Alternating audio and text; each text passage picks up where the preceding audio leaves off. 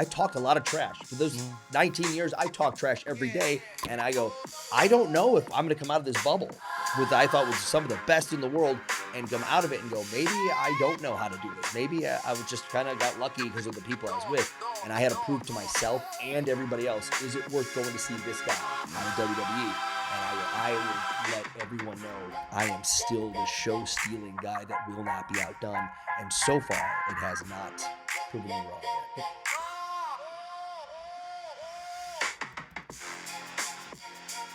You already know he is by the sound of my voice. That's right. It's your boy, Mr. 6'9", JT, back in this piece. And of course, I got the co-host joining me, El Cheech. What's going on? What's going on? El Cheech in La Casa once again. We got a doozy. We got a doozy. We got a big one here. We are here, TNA Rebellion, going down Saturday. And we are here with Cleveland's own, the wanted man himself, Nic Nemeth. What an intro. What's going on? I don't know if I could follow that. You know, man. both of you back and forth building it up like that. Yeah, might need you on Saturday. Hey, listen, Hey, we we're right free. down the street. You know, Cleveland strong. You know, Yeah. one thing about Cleveland, they gonna come for their own. Yeah. Oh, yeah. Always repping. the Any drip. chance I get, whether it's TV or media or all over the world, that's Kent State, St. Ed's, Browns, Cavs, Guardians, Kent State, anything, man. We're getting a soccer team. That's right? I'm running out of stuff to wear. I'm gonna need some shirts. I'm gonna need some shirts. Yeah, definitely, man. Oh man, so you're here, Cleveland, Rebellion is Saturday. Yeah.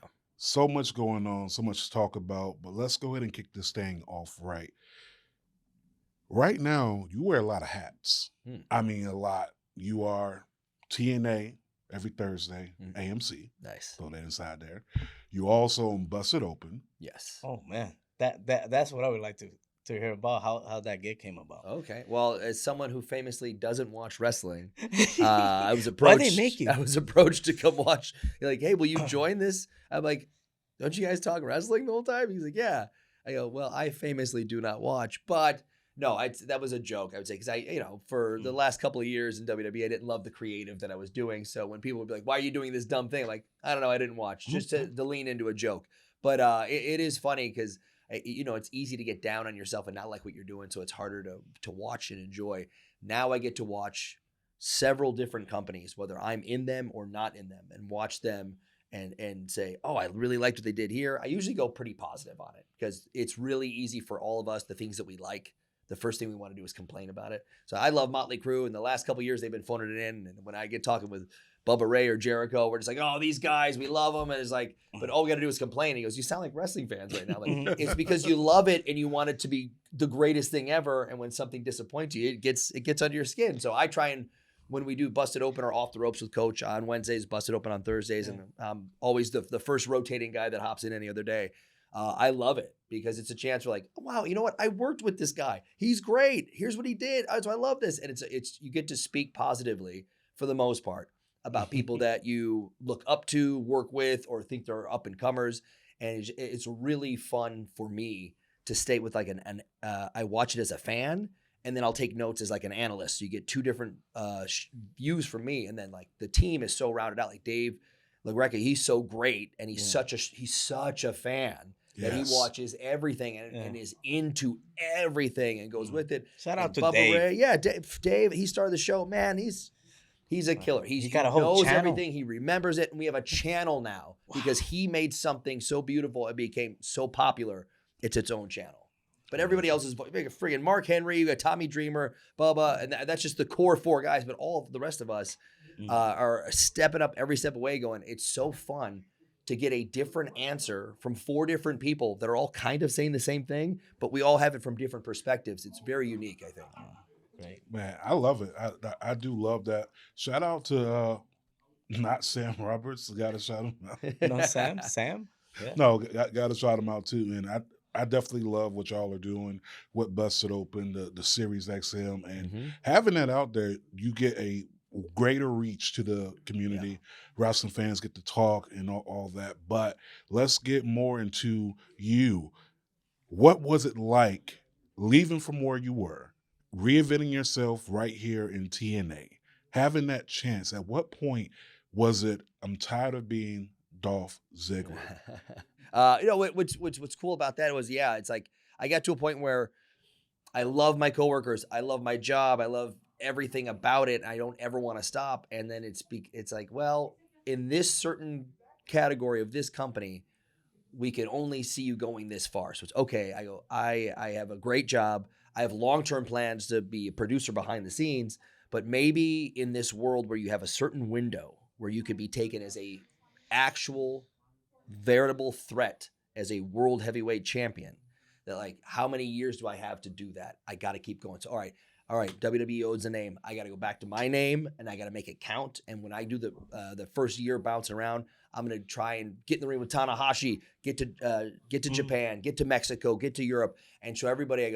I hope I can prove to myself. I talked a lot of trash for those 19 years. I talk trash every day, and I don't know if I'm going to come out of this bubble with I thought was some of the best in the world and come out of it and go, maybe I don't know how to do this. Maybe I was just kind of got lucky because of the people I was with. And I had to prove to myself and everybody else, is it worth going to see this guy out of WWE? And I will let everyone know I am still the show-stealing guy that will not be outdone. And so far, it has not proven me wrong yet. Yeah, definitely. One thing, like, you have a presence. So wherever you step in, it's like all eyes. Like they said, the airport exam, you know what I mean? You passed the test. Once you popped up in, Japan, you were just sitting there. You didn't say nothing, and everyone went nuts. But one thing that had, kept you going strong for 19 years, it's like, what do you do? What do you take? You don't get injured. That's crazy. I cannot explain it. I really just think that the stars aligned for a business to exist that I could be in. And I loved entertainment and I loved sports. I played all of them, and I always wanted to be the star of everything. And I wanted to be the guy diving for balls in the outfield, the person butting and sliding into first base like Kenny Lofton with his hat flying off. Yeah. I always wanted to be doing, and this weird combination of pro wrestling is all of these aspects mixed with being able to talk people in the buildings, being able to talk about like how the ticket sales are doing, what the numbers are, what the charts are. It's 40% of the audience is female, and knowing all these different pieces. And it's just something that it became this perfect thing for me. And then, even then, people get hurt all the time, and people's careers get cut short that are so good. And I have somehow, at some point, I'm going to have to get like some knees and shoulders cleaned up. Right. But I am 23 years in, and I have had no surgeries, no injuries. There is 1 or 2 Monday Night Raws that I was unavailable for, technically. To be like, we got to play it safe for this one Monday. In 20 years, in almost 19 and a half years, no one will ever do that record. And by the way, that was before we did the post-COVID times where there's no live events. People can wrestle till they're 60 now if they're wrestling 15 times a year. Right. Yeah. Instead of 220 times a year or way more. So it really depends. No one will ever come anywhere near that stretch of me doing that job in any mindset before me or after me. Man, that is just a testament to what you have done inside the ring. Speaking of, I was watching was it 7 p.m. in Brooklyn with Shawn Michaels, right? And Shawn Michaels talked about you going to him and asking him about using the super kick for your finisher. What was that conversation like? It was a long time ago, and it was I just wanted to be respectful of the business, and I knew he was on his way out or out already, and so many people do the super kick, so many, and it's I was like, well, I want it to be the end of the match for me, because some people do 1, 2, 3, 6 of them in a match, and that has nothing to do with the ending, and that's fine, that's their business. Yeah. But I go, that's great. Oh, 4 people on this card are doing super kicks. That's fantastic. My one works. Yours doesn't. Got it. And I wanted to reiterate that. And at first, the office was like, we don't want you to have that because we want to. I don't know why. I'm like, well, it's 37 times on the show already. What's the 38th? But this one wins. I thought this would bring credibility to it. But when I think I had a couple different, Randy Orton and Big Show had gone privately to the boss saying, if we're going to go with this guy, he's got to have something that can take us down if we're gonna really go with him somewhere. And I think he should be kicking, and I could go with it because the guy Shawn's size could be able to do it. Nick should be able to do it too. And I was like, hey, I didn't know that, but I was like, hey, great. And then I double checked, like, hey, is it okay to use this? Yeah. And it still rubbed people the wrong way, which is fine because they're like, you're just like Shawn Michaels. I go, I wear tights like Motley Crue that happen to look like Shawn Michaels a little bit, and we both really and sell really well, and we're always fighting from underneath. I go, that's the extent. Like, other than a kick, we don't do any of the same moves. Nope, we don't. I don't wrestle like him. I grew up watching Nick Bockwinkel and Mr. Perfect, and then eventually I learned like, wow, Shawn connects with the audience so well.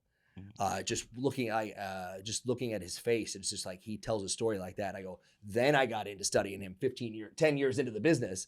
But before that, it was just, I go, how can I be respectful and how can I use this? And I really wanted to stick it because at the time it was a popular move, Superkick. It will always be a popular move because anyone can pull it out from anywhere, but no one was winning with it. I go, I'm going to be the guy that wins with this. So you could say that like, oh, there's 30 Superkicks on this card. Why would yours be different? Like, mine got a 3 count, brother. Maybe you need to work on yours. Yeah.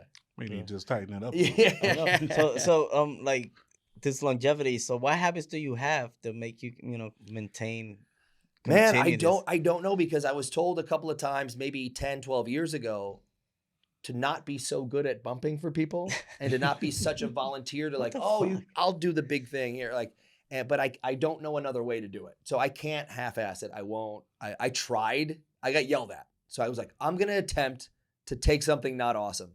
And it was so awkward and weird. I go, I can never do this again. I went right back to my old ways. So there is something that just works with me, my body. And I think I've done the same circuit training from St. Ed's through Kent State to now. Shout out to St. Ed's. Yeah, heck yeah. And I still have that stamina from St. Ed's practice from Coach Urbis having us run suicide sprints. I still got that stamina. That's why it's another one where not only do I go above and beyond to make things bigger and don't get hurt, I will never be tired out there because I feel like people are paying to come see you do something. If you're really good at it, you're not just a ring general. You're not just a person who brings people in. You're not just someone who could talk them into the building and then steal the show with your work.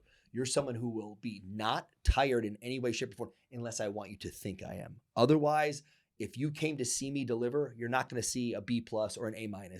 You're going to see 101 out of 100 because I need to do that just to be able to sleep at night, let alone going, oh, there's 2,000 people here that paid to see me. It's my chance now to pay them back and steal this damn show.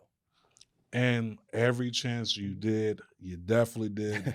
When I tell you, I had this argument with somebody. I said, Nick is literally our version. I'm not going to say our version. I'm going to say, because I'm pushing 40, so I gotta be real here, right? Right. So for this younger generation, the ones came up like in the last 20 years, your selling is neck and neck with Shawn, right? No one else does it like you two. And honestly, selling is, to me, is the best part of wrestling because that's the thing that suspends the belief, right? Right. Did he really connect? Did he really just like, I love that. But speaking about connecting, let's talk about Cleveland. All right. Cleveland has a lot of staples. When's the last time you had a Romanburger? Brother, 2 months ago. Oh! So it's even when I'm not here for a while and I have like, I'm stopping in Cleveland. I got 6 hours to hang out with my parents. I was like, all right, I'll order the Romanburgers. You go pick them up. And it's like, I get that every time. As long as I'm here for more than a half a day, I'll get one. And I got to wait till Sunday to get it this week because pay-per-view. Got to be you got to look good. Yeah, I got to look good. And then once that's over with Sunday, then it'll be, and now in the last couple of years, they go from, you can get a Romanburger or a double. You can get that bigger one. It's got a different name, whatever it is, but it's like 50% bigger. So I get that big one. I get 2 of them probably. Protein. I get the waffle fries. But I get 2 of the cheese dips. Gotta add a cheese sauce. And the cheese sauce for the fries is great, but I dip the Romanburger in that orange chemically cheese with the quotes around it. And it's the greatest thing in the world. And when in doubt, since I got 2, I'll crush a large fry and one of those and dip it in the cheese. And then when I have the second one later, don't microwave it. Don't waste your time. If you've got an air fryer, pop that baby in half, put it in the air fryer, get that air fryer hot at 400, Put it in there for a minute, maybe 2. It crisps the bread up. Oh, It man. sizzles the Man, salami on top, and it tastes just like you got it. Dump it back in that cheese. Oof. listen, Oh, man. Shout out to Mr. Hero. Yeah. listen. Love I'm it. an air fryer king. That's There all we I go, do. yes. So look, as soon as you said put it in the air fryer, I Yeah. said he one of them ones too. He one of them ones too. Yeah. He one of those. But like to get in there, man, real quick. You know, we got Rebellion coming on Saturday. Yes. I see you got the Browns. How this come about to get not just anybody from Cleveland, but the Bernie Kosar, the Bro. quarterback from the Browns, heyday. Yes. You know?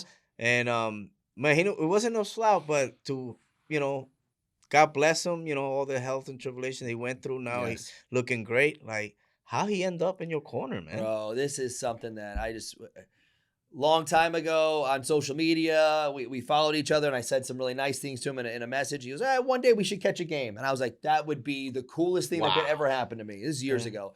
And then finally, because of crazy schedules, it finally worked out that we got a game. I brought my dad with me. Bernie was the sweetest guy in the world, was so nice. He's exchanging numbers with my dad. They're buddies.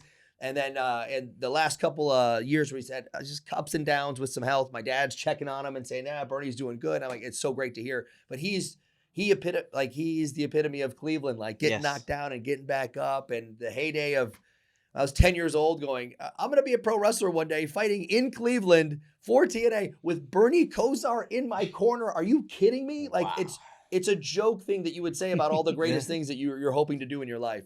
And this actually gets to happen. The guy he's a hero of mine, and I'm doing what I love. And I've watched him do his thing on Sundays so many times. I was just hoping that, hey, would you come watch me perform for you like you did for me so many Sundays? And then I was like, let's get a little greedy. Hey, maybe we'll cut you in the crowd. We'll high five or something. Like, maybe you could have my back and watch my back and be in my corner. He said, yep, in a heartbeat. And I was blown away. I was getting greedy. I was waiting for him to say no, but he said yes. And ideas have been running through my mind for weeks, trying to make this work out the best. I hope I am standing tall with Bernie Kosar in Cleveland in a TNA ring with our arms up at the end. And that is such a huge goal for me. I cannot stress enough. This is the coolest thing that could ever happen to 12-year-old me. Yeah, no, that's going to be amazing. And especially be here in the land, your hometown. Yeah. You're going against his boy. Oh, jeez. Talk about that. Well, we can talk about that maybe next time. But with that being said, I have to go ahead and make sure that you all are there. TNA, Rebellion, Wolstein Center. April 11th, baby. Saturday. Make sure you get your tickets pulled up. Let the people know where they can follow you. Oh, man. Following me is fine, at Nick T. Nemeth or at Nick Nemeth on social media. But, man, TNAWrestling.com. Go check it out. But go watch it online or TNA Plus. But if you're in Cleveland, this is the show for you. Oh, my God. Childhood hero, Bernie Kosar, beloved Cleveland Browns legend. And I get to go do what I do best against AJ Francis, who has become one of the best big men in the business right now.